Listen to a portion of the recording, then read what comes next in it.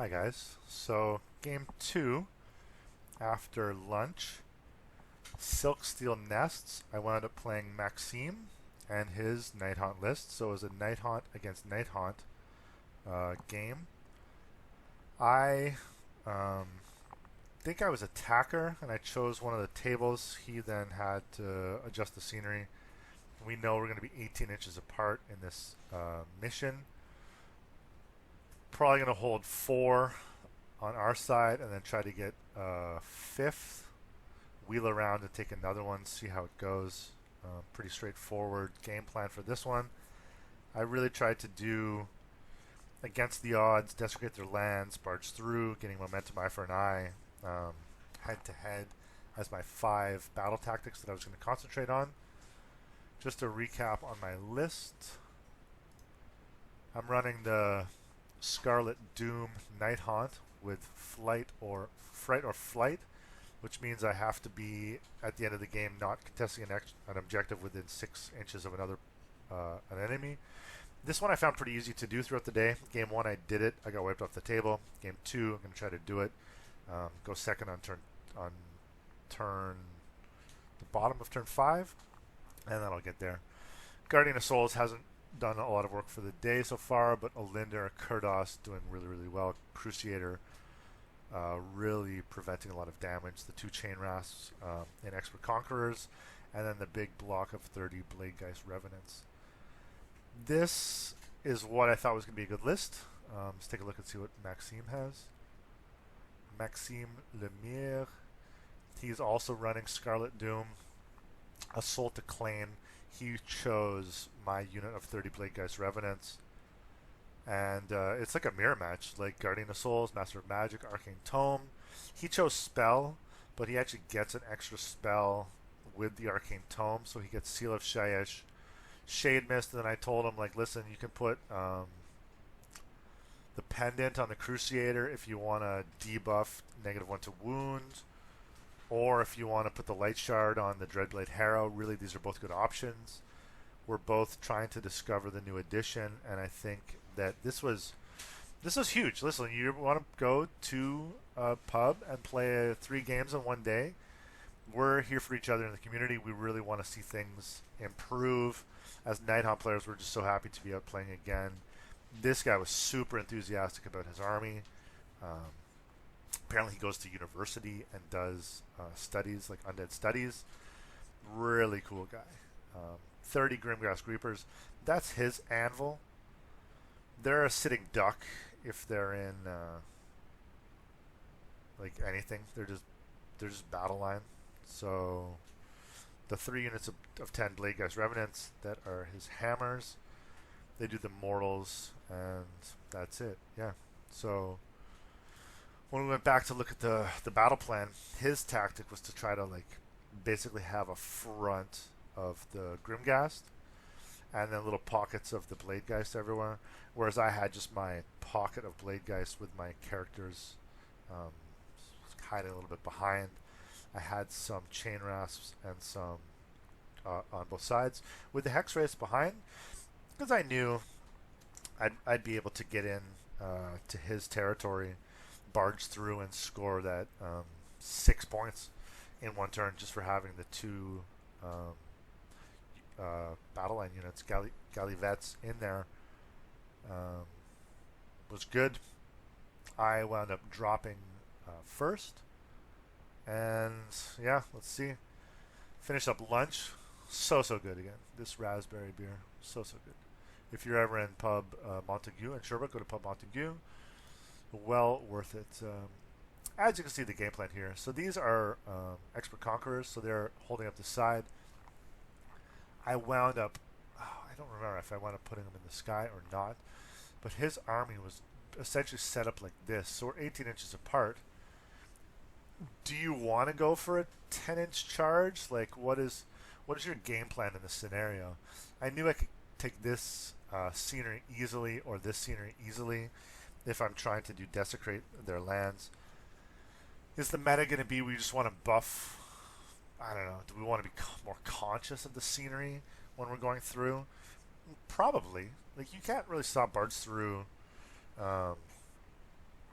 if you drop down. But if the core like game plan for armies moving forward is going to be just to absolutely destroy the other guy and then worry about battle tactics second, then I think we're going to have to adjust.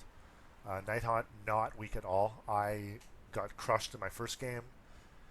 That's on me. I still felt in the first game that I wasn't really losing. That's a good place to be in for Nighthaunt. I don't know what this photo is. Anyway. Yeah, I guess there's a photo here. I gave him first turn. The photo should show here. I dropped down. This is my turn. This is the end of my turn too. His turn 1 was really nothing. He kind of moved around. He brought his Bladegeist Revenant here. So he wound up doing against the odds. He captured his 5. I wanted him to kind of drop something down here where I could go and then like kill it and trade. Wound up working it well. The Dreadblade Harrows went here. These Chain Arrows went over and killed them. These Chain Arrows dropped down here to wind up taking this objective. So he did against the odds. I did against the odds. I got, yeah, my bonus. Pretty easy. Although my note says he held 1, held 2. I guess he didn't. Yeah, I guess he came down here to try to do something. And then I just went over and killed him. So at the end of turn 1, he's got 4 points. I've got 5 points. I've got Seal of Shyish on my big unit of 30. And a Linder is buffed up with an Arcane Bolt. Yeah, at the end of the turn, his turn 1, his movement in the middle here, he wanted to kind of peel off and deal with my Chain Rasps. This is what they were at the end of a redeploy. I could only redeploy like this in a line. He still got like a 9 to charge. So they came through, I redeployed. I made it like a 6 or a 7 to charge. He still made his charge. So they got into the Chain Rasp here. They weren't going to live because these are Bountoutiers. On this side, the Mourngul and these Bladegeist Revenants got their long bomb charge to get into these Chain Rasps, and they weren't, you know, going to survive either. At this point in time, I knew I had to wheel up a little bit to try to make some threats, because if he got priority, he'd probably try to do like something, and then I'd be behind a little bit. But in the mirror match, it's really, really fussy because you don't want to be the one who gets charged. And here I am getting charged twice. So I'm giving up 2 units of Chain Rasps for basically nothing. All I got back in return was his Dreadblade Harrows. The end of it.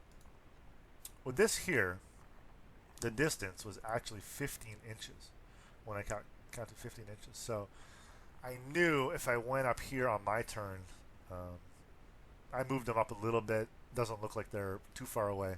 But 15 inches, I said, okay, no problem. I'm going to be able to gamble on a 7-inch charge. I knew I'd be able to push up here.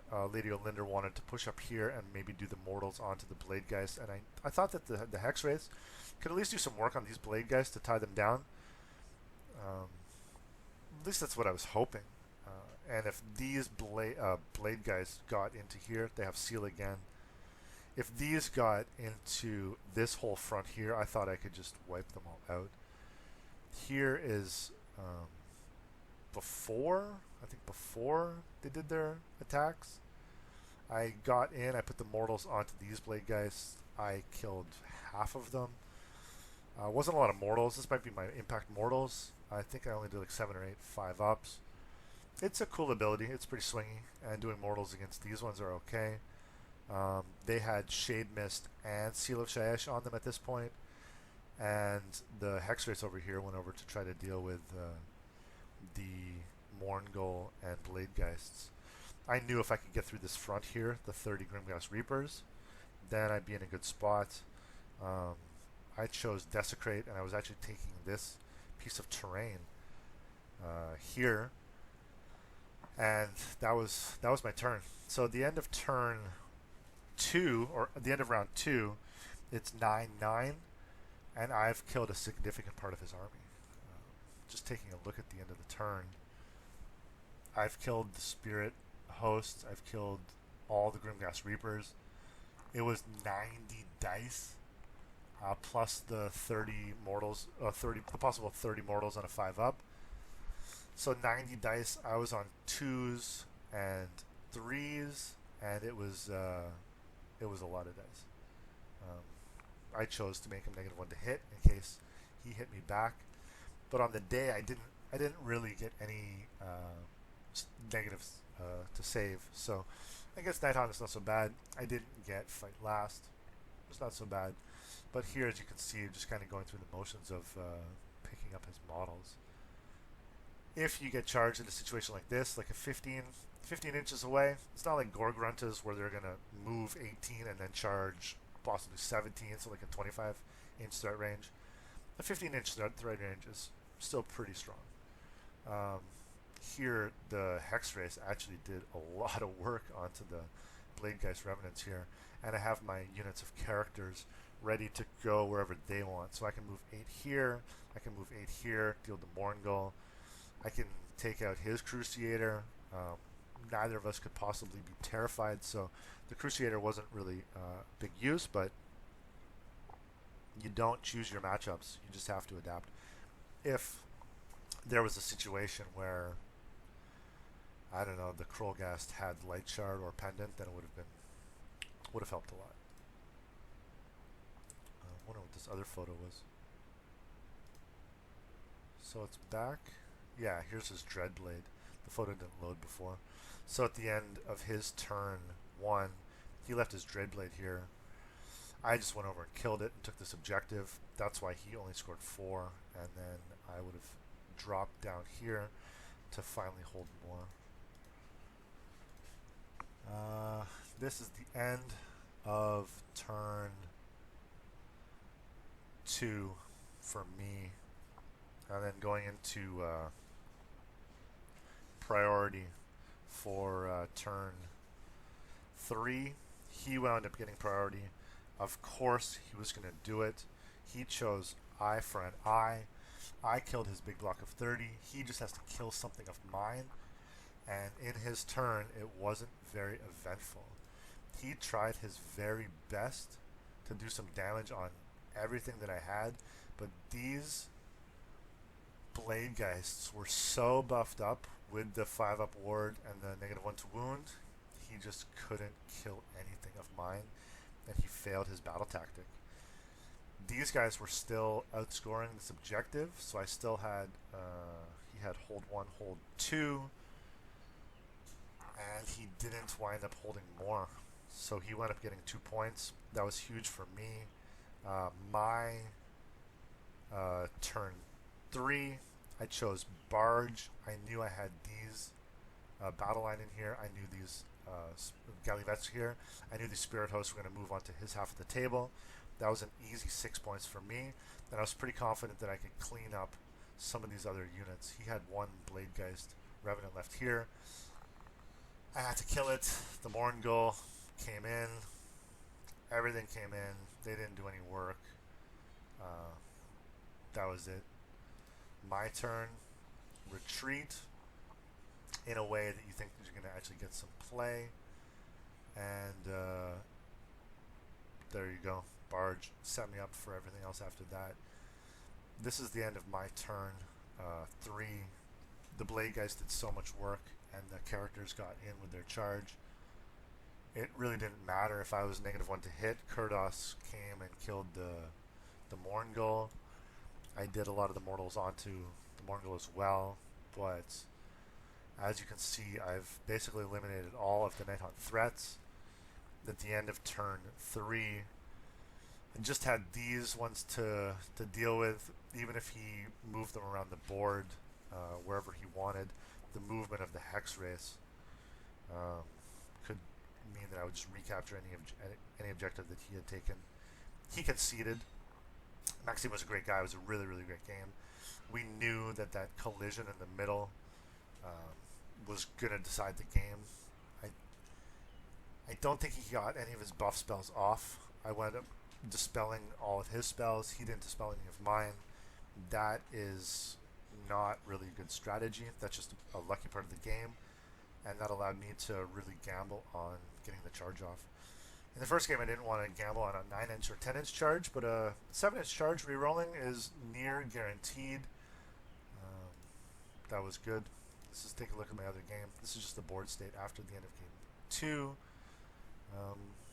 Thanks so much for watching.